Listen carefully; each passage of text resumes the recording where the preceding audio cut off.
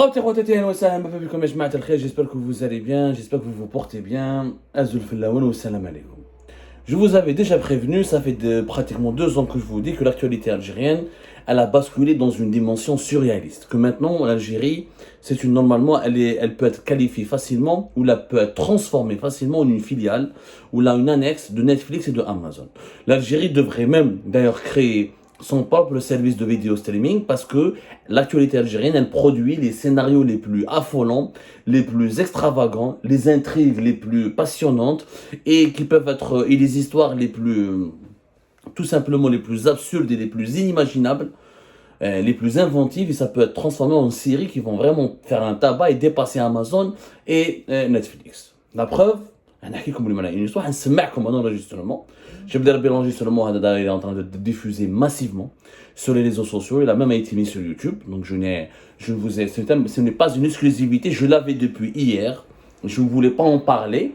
J'attendais de recouper les sources et de confirmer et de faire des investigations. Mais ça s'est confirmé parce qu'aujourd'hui, tout le monde, là, cet enregistrement a été sciemment diffusé massivement pour que les Algériennes et les Algériens connaissent un petit peu ou la prennent conscience de ce qui se passe au sein du Sirail algérien. Ce vocal, cet enregistrement parle c'est un vocal qui a été envoyé, un vocal par Saïda Narza, la fameuse Saïda Narza, Madame Saïda Narza, qui est devenue le cauchemar des conseillers de Tebboune et du clan Tebboune, alors qu'elle était l'un de leurs partisans, l'une de leurs alliées les plus précieuses et l'un des soutiens les plus précieux d'Abdelmajid Tebboune en 2020 et en 2021. Aujourd'hui, elle est devenue le diable en personne. Saïda Narza qui a été attaquée sévèrement par l'APS le dimanche 10 septembre 2023 à la suite de sa lettre qu'elle avait adressée le 5 septembre 2023 à Abdelmajid Tebboune, dans laquelle elle dresse les obstacles, les dysfonctionnements, les anomalies, les irrégularités et surtout les drames socio-économiques qui sont en train d'accabler l'Algérie, qui paralyse son économie et qui provoquent une baisse du pouvoir d'achat, plus de chômage, davantage de cherté de la vie, un appauvrissement de la population algérienne et qui aggrave le sous-développement du pays. On lui a consacré plusieurs émissions. Ce qu'elle a déclaré sur les restrictions aux importations, sur le blocage des projets les plus importants, les investissements les plus importants dans la sphère économique, sur la traque et le harcèlement et la persécution arbitraire des entrepreneurs et des importateurs, sur l'usage mafieux de certaines lois pour racketter des entrepreneurs privés, sur le climat d'affaires totalement malsain, sur l'inflation galopante, sur les pénuries de certains produits alimentaires de première nécessité comme les médicaments. La lettre de Saïda Narza que nous avions nous-mêmes publiée sur Algérie Part et qui décrit parfaitement la situation actuelle économique de notre pays. Situation alarmante et dangereuse. Jamais, depuis la fin de la décennie noire, les Algériennes et les Algériens ne se sont aussi mal portés, n'ont été aussi pauvres, n'ont été aussi malheureux, n'ont été aussi souffrants. Je ne fais pas. Alors, Hadel Vocal, c'est Saïda Narza qui a contacté le patron de l'APS, qui s'appelle Farid Gate, qui s'appelle Yarbi, qui fait Saïd, à chaque fois je me pardonne moi, qui s'appelle Samir Gate. Samir Gate qui a été installé à la tête de l'APS le 28 août 2021 par l'ancien ministre de la Communication Ammar Belhimer. Samir Gate qui est un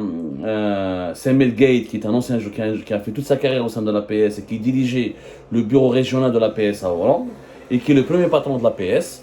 Et Saïda Narza l'a contacté pour s'expliquer avec lui à propos de l'article incroyablement insultant, injurieux et diffamatoire qui a été publié par l'APS le 10 septembre 2023 contre Saïda Narza, où Saïda Narza est considérée comme une personne bizarre appartenant au réseau de l'ancienne Isaba Taout Bouteflika, comme une corrompue, comme une complice de la mafia qui faisait de la surfacturation au niveau des importations du pays, comme une personne qui a des intentions malsaines, comme un personnage bizarre, un personnage sombre, comme un personnage douteux, et elle a été diabolisée, elle a été insultée, injuriée par l'agence de presse publique, l'APS, qui est la voix officielle du pouvoir algérien.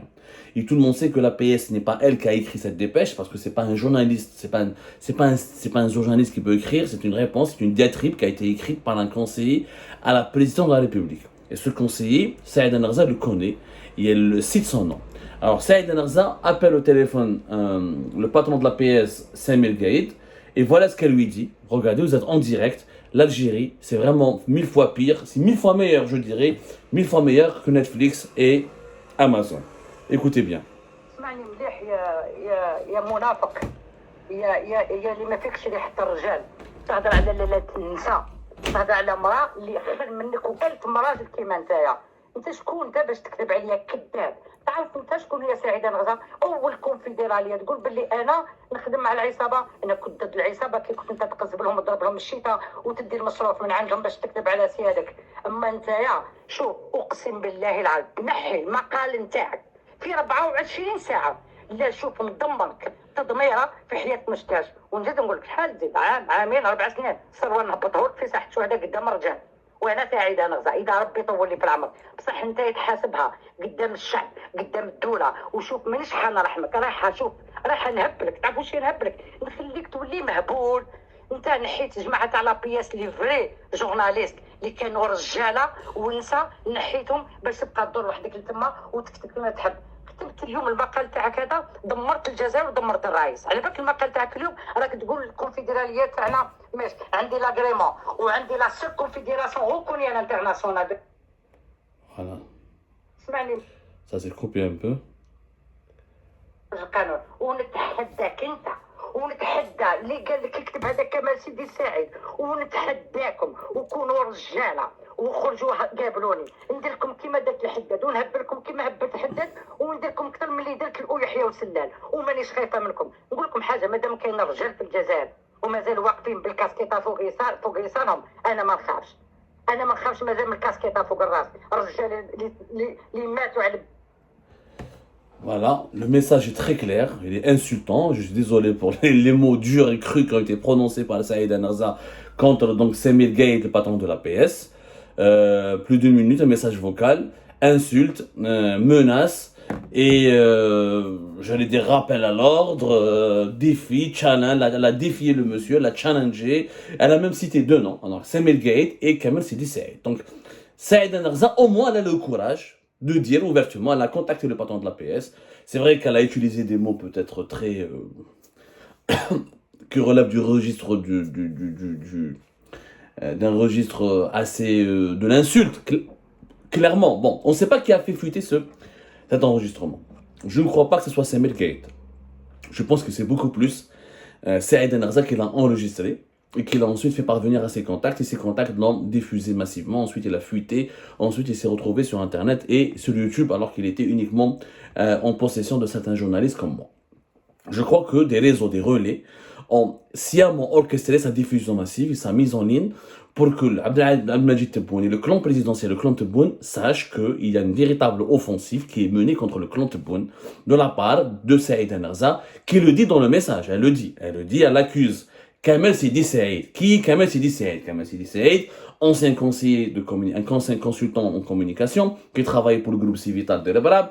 Il avait une boîte de communication à Alger. Avant le Hirak et la crise politique de 2019, il a même essayé de créer un site internet. Ensuite, il est devenu directeur de communication de la campagne électorale de Abdelmajid Tebboune. Ensuite, il est devenu directeur de la communication au niveau du palais présidentiel de Mouradia, et c'est le principal cerveau de tout ce qui relève de la communication au sein du clan Tebboune. Il y a deux messieurs qui s'occupent de la communication et des relations avec la presse et les médias au sein de la présidence de la République et au sein du clan Tebboune. عندك هذا كمال سيدي سعيد وعندك عبد اللطيف بالقايم, un ex-journaliste algérien et qui était l'un des proches de Tebboune. Ce sont les deux personnes qui sont chargées par Abdelmajid Tebboune et son entourage et ses conseillers de diriger les opérations de propagande, la relation avec les médias publics et les médias privés, de diffuser certains contenus, de diffuser certains messages politiques à travers des médias bien précis ou de colporter des messages politiques à travers des contenus médiatiques écrits, élaborés depuis le siège de la présidence de la République. Donc, Saïd Narza a compris que ce n'est pas Samir Gaïd qui a écrit cette dépêche, ce n'est pas un journaliste de la PS qui a écrit la fameuse dépêche contre sa personne et contre la Confédération Générale des Entreprises Algériennes, la CGA. C'est la fameuse dépêche du dimanche 10 septembre 2023, intitulée Lettre de Saïd Narza contre le folklore investi l'économie. Vous pouvez la relire, elle est toujours sur le site internet de la PS. C'est une dépêche très insultante très insultante, injurieuse, diffamatoire, où Saïd Enrza, encore une fois, elle est rabaissée et elle est considérée comme étant une femme bizarre, sombre, opaque, qui est l'un des relais de la Isaba, qui a une organisation fantoche, une organisation au service de l'ancien régime de Bouteflika. Et là, ce qui explique la colère de Saïd Enrza, qui se retrouve donc injurié. Cette dépêche a circulé à l'échelle internationale. C'est la première fois qu'on voit une agence de presse étatique répondre directement à une organisation patronale avec une telle virulence, avec des propos aussi insultants, aussi rabaissants, aussi dévalorisants. C'est quand même extraordinaire comme démarche. Saïd Enrza a compris que c'est pas lui qui a écrit, mais elle accuse donc Kamal Sidi Saïd d'utiliser la PS pour régler les comptes, pour s'attaquer à des opposants, à des personnalités de la société civile ou du monde économique qui contrarient le clan Tebboune ou qui heurtent la sensibilité du clan Tebboune ou qui peuvent adopter des postures qui feront d'eux des soi-disant opposants ou parce que ils ont pris des positions ou ils ont fait des déclarations qui seraient contraires ou la jugées comme contraires aux intérêts d'Abdelmajid Tebboune et de son clan ou là attentatoires à ses intérêts ou là à ceux de son clan. Clairement, nous sommes dans une guerre de clans. Elle est dans une guerre de clans parce que Saïd Enrza le dit à la fin de son message. Donc, il جمعت الكاسكيطة أنا ما نخافش. حسن عاد نسمع لكم أنا. اسمعني مليح يا منافق يا انثى نحي انت ونتحدى اللي قال لك يكتب هذا كمال سيدي ساعد اسمعوا مليح.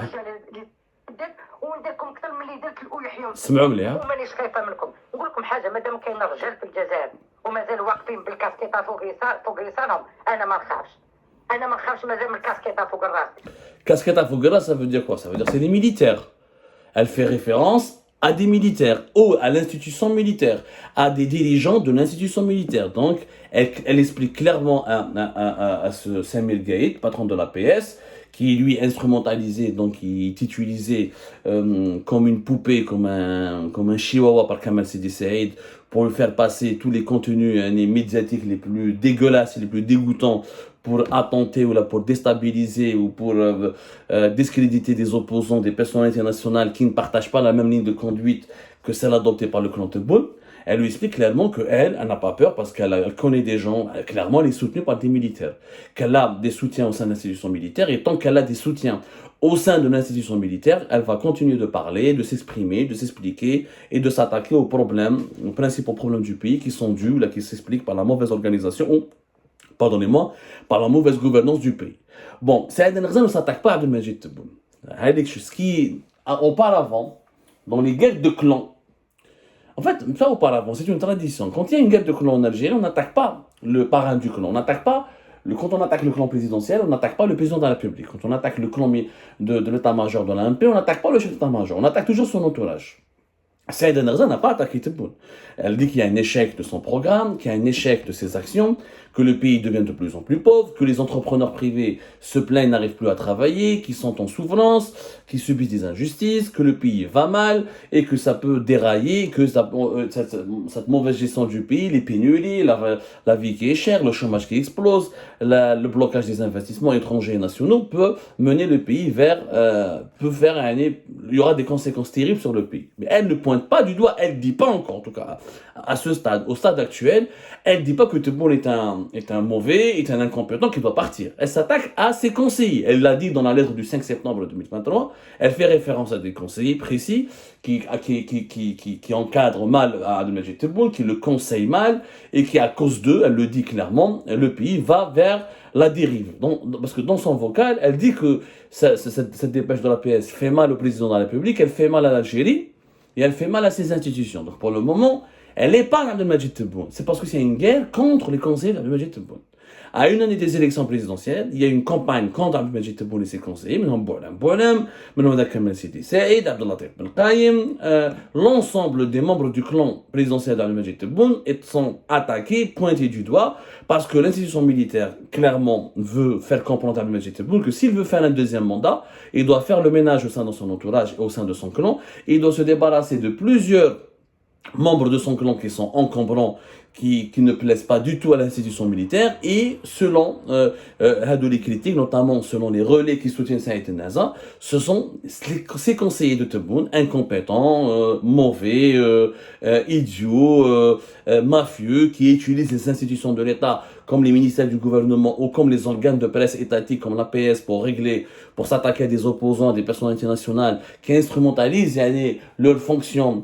Ils abusent de leur pouvoir en instrumentalisant leurs fonctions pour utiliser des institutions de l'État comme l'APS pour manipuler l'opinion publique, pour manipuler les Algériennes et les Algériens. Mais en réalité, pour le moment, on n'a pas encore atteint le procès d'Abdelmajid Tebboune. Mais finalement, ce que j'ai envie de dire à Mme Saïda Narza, puisque vous avez compris, qui a ramené Kamel Sidi Saïd? C'est Abdelmajid Tebboune. Qui a ramené Boualam? C'est Abdelmajid Tebboune. Je connais déjà Abdelhafid Allaham. C'est Abdelmajid Tebboune. Je connais déjà Kamel Rezik. C'est Abdelmajid Tebboune. Si vous voulez qu'on change l'Algérie, il faut arrêter de vouloir sacrifier des petits poissons pour sauver la tête du requin. C'est le requin qui cause problème. Le requin, c'est Abdelmajid Tebboune. Le pays va mal parce qu'il y a une mauvaise politique conduite par Abdelmajid Tebboune.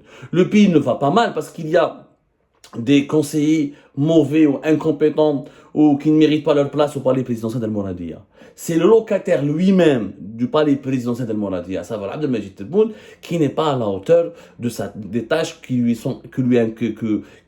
à la hauteur de la mission qui lui a été assignée par l'État et par le peuple algérien, à savoir diriger le pays, le redresser, le développer, veiller sur sa sécurité et sur l'épanouissement et le bonheur du peuple algérien et son confort. C'est lui qui n'est pas à la hauteur de cette mission. Donc, demain, on va faire le deuxième mandat. Maintenant, vous espérez, on pense que Abdelmajid Tebboune va se débarrasser de Boualam, de Kamel Sidi Saïd, de Abdellatif Belkhaïm. C'est des fusibles.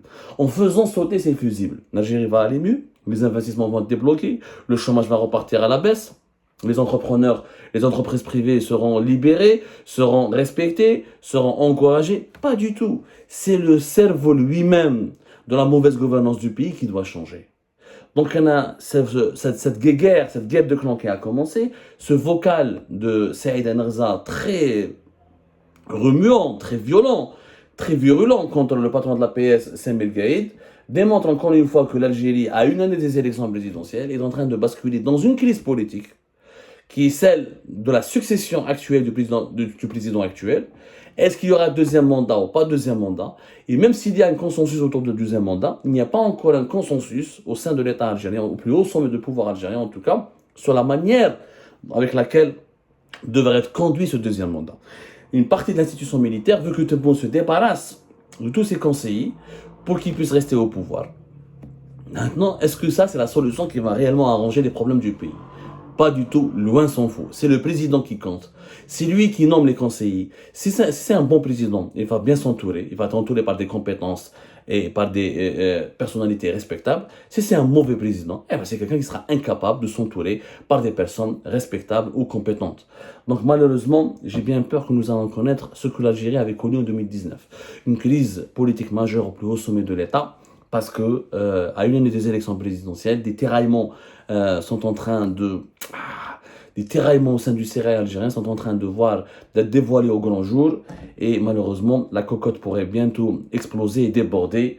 Et c'est le pays qui pourrait sombrer une nouvelle fois dans une nouvelle crise d'instabilité. À moins que les forces vives du régime algérien ne reviennent à la raison pour comprendre qu'Abdelmajid Tebboune, son premier mandat est catastrophique et chaotique. Et il ne peut pas continuer à la tête de l'État.